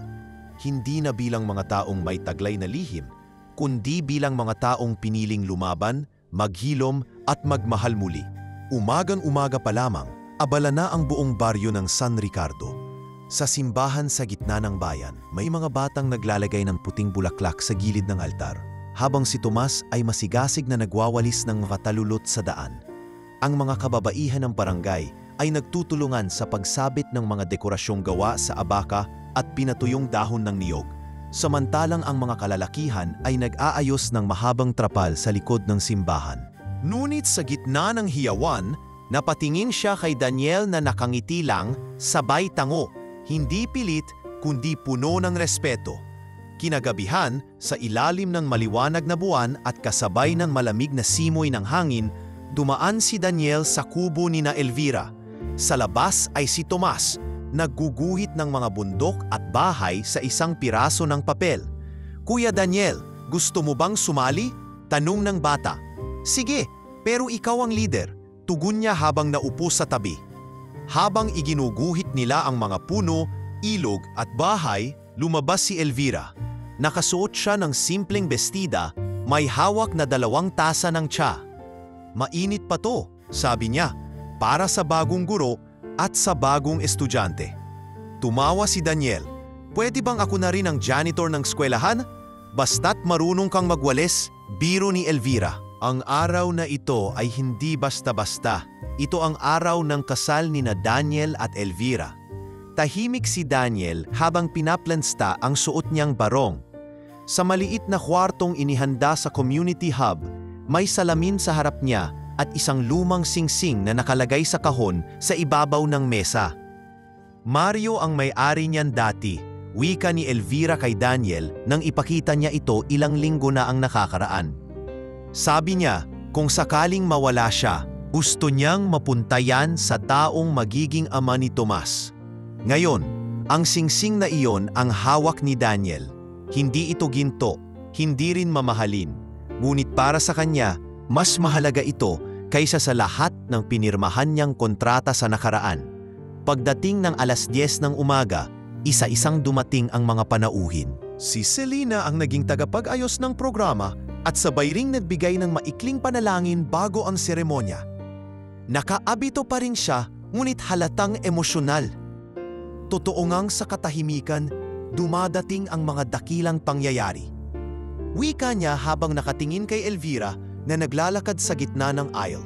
Suot ang isang simpleng puting bestida na tinahi mismo ng kababaihang tinuruan niya sa livelihood project. "Nay, ang ganda-ganda mo," bulong ni Tomas habang hawak ang kamay ng ina. "Salamat anak, sa'yo nagsimula ang lahat nito." Mahina niyang sagot habang pinipigil ang luha. Sa altar, si Daniel ay hindi makapaniwala sa tanawin sa harapan niya. Ang babae na minsan ay nagligtas sa kanya mula sa literal na pagkakalibing, ngayon ay ang babaeng ipapangako niya ang buong buhay niya. Habang lumalapit si Elvira, tila umikot sa isip ni Daniel ang lahat ng pinagdaanan nila mula sa dilim ng hukay hanggang sa liwanag ng araw na ito. Pagkatapos ng seremonya, sa gitna ng palakpakan at iyakan ng mga kaanak at kaibigan, isang simpleng salo-salo ang inihanda sa likod ng simbahan. May pansit, inihaw na bangus, puto at minatamis na saging. Ang mga bata ay masayang nagtatakbuhan habang ang mga matatanday nagkukwentuhan sa lilim ng puno. "Hindi ko akalaing aabot tayo sa ganito," wika ni Elvira habang hawak ang kamay ni Daniel habang naaupo sila sa lilim ng acacia. "Hindi rin ako," sagot ni Daniel. "Akala ko dati kailangan kong bilhin ang lahat para maging masaya. Ngayon, sapat na ang kamay mo sa kamay ko." Kinabukasan, bumalik na agad sa gawain si Elvira. Hindi niya piniling mamahinga ng matagal. Araw-araw ay ginugugol niya ang oras sa pagtuturo sa mga kababaihan kung paano gumawa ng sabon, balm at herbal tea. Tinuruan niya ang mga ito ng wastong paghawak ng kita, pagpipresyo at pag-iimpake. Isa sa pinakamalaki niyang proyekto ay ang pagbuo ng Baryo ni Inay Cooperative, isang kooperatiba ng mga solo parents at byuda na may layuning mabigyan ng sariling kabuhayan ang bawat isa. "Hindi ko akalain, Elvira," wika ni Aling Lorna, isang kasapi ng kooperatiba, na dating tinda mo lang sa palengke, ngayon ay may resibo at permit na. Nagkakataon lang, pero kung may determinasyon kayo, mas lalago pa kayo kaysa sa akin. Sagot ni Elvira habang inaayos ang mga tsaa sa basket. Sa kabilang banda, si Thomas ay mas lalong lumalago sa pag-aaral. Isa siya sa mga unang naging scholar ng Puso't Gala Foundation. Sa tulong ng isang volunteer teacher na inisponsor ng foundation, unti-unti siyang natututo ng agrikultura, environmental management at leadership. Nay, gusto kong magtayo ng garden para sa mga bata. Aniya isang gabi habang hawak ang notebook niya. Yung may puno ng mangga, may mga gulay at may upuan sa ilalim ng punong malilim. Bakit mo naisip yan? Tanong ni Daniel. Kasi hindi lahat ng bata may tatay, hindi lahat may nanay. Pero kung may lugar sila na masaya, baka yun na lang ang kulang. Natahimik si Elvira at Daniel sa sinabi ng bata. Sa murang edad, natututo na siyang makakita ng kakulangan at gumawa ng paraan para mapunan ito. Isang bunga ng simpleng pagpapalaki at tunay na pagmamahal. Oh! Alam mo ba? Wika ni Daniel habang hawak ang kamay ni Elvira. Na ito na yata ang pinakakontento kong yugto sa buhay? Hindi dahil masaya lahat? Tanong ni Elvira. Hindi. Kundi dahil kahit may sugat, may layunin. At sa bawat sugat, may pangako tayong itinayo. Isa na roon ang pagmamahal ko sa iyo. Hindi na kumibo si Elvira. Tumango lamang siya at iniunan ang ulo sa balikat ni Daniel. Sa ilalim ng buwan, sa lilim ng puno, sa likod ng isang byuda at ng isang lalaking minsang nilibing ng buhay, nabuong muli ang pamilya, hindi sa dugo o pangalan, kundi sa pangakong walang iniwan kahit kailan. Sa paglipas ng buwan, naging madalas ang pagbisita ni Daniel sa iba't ibang barangay at probinsya. Dala ng foundation, nagtuturo siya ng transparency sa negosyo at nagtutulak ng paggamit ng sustainable livelihood programs. Ngunit bawat uwi niya sa San Ricardo, isa lang ang hinahanap ng kanyang mata, ang kubo sa tabi ng ilog, ang simpleng palengke, ang tinig ni Elvira na tumatawag sa kanya para kumain ng hapunan. Sa isang gabi ng pag-uwi, nagatnan niyang bukas ang ilaw sa likod bahay. Nasa ilalim ng punong mangga si Elvira, may hawak na lumang notebook. Ano yan? Tanong ni Daniel habang umuupo sa tabi niya. Mga listahan ng mga estudyanteng nakapasa sa TESDA training natin. 61 na, sagot ni Elvira. Pero mas natutuwa ako kasi 32 doon ay nanay. Sa araw ng pagbubukas, halos buong baryo ang dumalo. May mga bisita rin mula sa Maynila. Mga kinatawan ng foundation, dating scholars na ngayon nagtuturo na sa ibang probinsya, at ilang kinatawan ng gobyerno na naging bahagi ng mga reformang inilunsad ni Daniel sa kanyang dating kumpanya.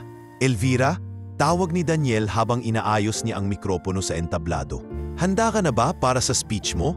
Hindi ba pwedeng ikaw na lang ulit? Nakangiting tanong ni Elvira, ngunit halata sa boses ang kaba. Hindi na, sagot ni Daniel. Ngayon, kwento mo na to. Pagkakataon na ni Elvira. Sa harap ng entablado, sa gitna ng taong minsan ay tinuruan niyang maghabi ng walis, gumawa ng tsa at magtanim ng pag-asa. Nagsalita siya. Magandang araw po sa inyong lahat. Panimula niya, 1 taon na rin ang nakalipas mula nang may taong natagpuan namin nakalibing sa gubat. Mahinang tawa at bulungan ang lumaganap, ngunit may halong respeto ang katahimikan pagkatapos. Noon, hindi ko alam kung bakit siya napunta sa buhay namin. Wala akong kaalam-alam kung sino siya o kung may panganib bang kasama ang pagtulong ko sa kanya. Ang alam ko lang, tao siya at ang anak ko, si Tomas, ay nakita ang kamay niyang humihingi ng tulong. Kaya kahit ano pa ang nakaraan niya, tinulungan namin siya at sa totoo lang, mas siya pa ang tumulong sa amin. Tumigil siya sandali, lumingon kay Daniel. Ngayon, narito tayo sa isang lugar na ipinangalan sa akin, pero para sa akin, hindi ito tungkol sa pangalan. Matapos ang mahigit 1 taon mula nang matagpuan ni Elvira si Daniel sa ilalim ng lupa, tila nakalipas na ang isang buong yugto ng kasaysayan. Hindi lang sa baryo ng San Ricardo, kundi sa mismong buhay ng bawat taong nadamay sa kwento nilang hindi sinasadya. Ngayong araw, isang panibagong kabanata na naman ang binubuksan. Ang formal na pagbubukas ng Elvira Community Center, isang proyekto ni Daniel at Elvira na iniaalay para sa mga byuda, solo parents, at mga batang ulila. Ang gusali ay matatagpuan sa mismong lupang dating tinaniman lang ng halamang gamot. Ngayon, ito'y isang maaliwalas na pasilidad. May maliit na silid-aralan, counseling area, at multipurpose hall na nagsisilbing silungan at lugar para sa mga seminar, livelihood training, at libreng check-up ng mga bata. Ang bawat sulok ng gusaling ito ay kwento ng bawat ina na lumaban sa hirap, ng bawat anak na hindi iniwan, at ng bawat lalaking bumalik upang itama ang mali. Ito ay kwento ng pagkakaisa, ng paghilom, at ng muling pagbangon. Malakas ang palakpakan, ngunit hindi pa doon natapos ang araw. Kinagabihan, inilabas ng isang sikat na channel sa telebisyon ang isang dokumentaryo tungkol kay Daniel Reyes. Ipinakita roon ang kabuuang paglalakbay niya, mula sa kanyang pagkakabaon sa buhay, sa paglaban sa katiwalian at sa pagtatayo ng mga proyekto para sa mga komunidad sa kanayunan. Sa isang bahagi ng panayam, tinanong siya ng angkor, "Daniel, ibabalik sa iyo ang lahat. Ang yaman, ang kapangyarihan, ang kontrol sa korporasyon, tatanggapin mo ba ulit?" "Hindi," matatag niyang sagot. "Dahil lahat ng yon, naranasan ko na. Pero hindi ako naging buo. Naging buo lang ako nung tinanggap ako ng isang byuda na walang ibang meron, kundi tapang at pagmamahal. Kung hindi niya ako natulungan, baka hanggang ngayon, bangkay pa rin ako. Hindi sa katawan, kundi sa loob." Ang episode na yon ay umani ng papuri at malawak na atensyon. Ngunit sa mismong gabi ng pagpapalabas nito, habang ang iba'y nanonood sa telebisyon, si Tomas ay naghahanda ng kanyang sariling talumpati. Kinabukasan ay ang kanyang graduation bilang pinakamataas na estudyante ng ALS program ng baryo. Ang unang pagkakataong magsasalita siya sa harap ng maraming tao. Sa araw ng graduation, suot ni Tomas ang puting polo at itim na pantalon. Medyo gusot ang damit, ngunit buo ang kumpiyansa ng kanyang loob. Nang siya na ang tatawagin para sa talumpati, buong baryo ay napatahimik. "Magandang araw po," panimula niya. "Ako po si Tomas. Bata pa lang ako, nawala na ang tatay ko. Akala ko noon kulang na ang buhay ko, pero natutunan kong hindi lang dugo ang bumubuo sa pamilya. Minsan isang estranhero ang darating, at sa pagtulong mo sa kanya, ikaw rin pala ang maililigtas niya." Napatingin siya kay Daniel, na tahimik lang sa isang gilid. "Si Kuya Daniel po, mas gusto ko na pong tawagin siyang Tatay Daniel. Siya ang nagturo sa akin kung paano maging lalaki, hindi dahil malakas ako, kundi dahil marunong akong tumayo para sa iba." Palakpakan, luhang hindi mapigilan, at sa isang iglap binigyang kahulugan ng isang batang lalaki ang buong pinagdaanan ng pamilya niya. Makalipas ang ilang linggo, muling bumalik sa tahimik na takbo ng araw-araw ang baryo. Ngunit sa puso ng bawat isa, may hindi na mabubura. Si Daniel, Elvira at Tomas, isang pamilya na binuo hindi sa kaginhawaan, kundi sa trahedya at muling pagbangon. Isang hapon, habang nagbibilad ng mga bagong halamang gamot sa bakuran, inanong ni Elvira si Daniel, "Kung hindi ka natagpuan ni Tomas, ano kaya ang nangyari sa'yo?" Ngumiti si Daniel habang pinupunasan ang pawis. "Baka natuloy ang plano nila. O baka natagpuan ako ng ibang tao pero hindi nila ako tinulungan. Baka hindi ko rin naaalala kung sino ako." "Pero sa tingin mo, mahalaga pa ba yun?" "Hindi na," sagot niya. "Kasi kahit hindi ko naaalala agad kung sino ako noon, inulungan mo pa rin ako. At dahil doon, nagkaroon ako ng pagkakataong pumili kung sino ako ngayon." Sa ilalim ng lilim ng punong kanilang itinanim, 1 taon na ang nakaraan, nakaupo ang tatlo, si Elvira, si Daniel at si Tomas. Tahimik silang nagmamasid sa ginagawang silid-aralan sa di kalayuan. Sa paligid nila'y may katahimikan, hindi ng kawalan, kundi ng kapanatagan. At sa huling pahina ng kwento nilang ito, hindi ito nagtapos sa drama o luha. Sa halip, nagtapos ito sa pag-upo nila sa tabi ng isa't isa. May hawak na tsaa sa lumang tasa at may halakhak sa hangin. Mga simpleng bagay, ngunit para sa kanila, ito ang tunay na kayamanan. Isang buhay na hindi sukat akalain, ngunit mas tunay kaysa alinmang yaman sa mundo.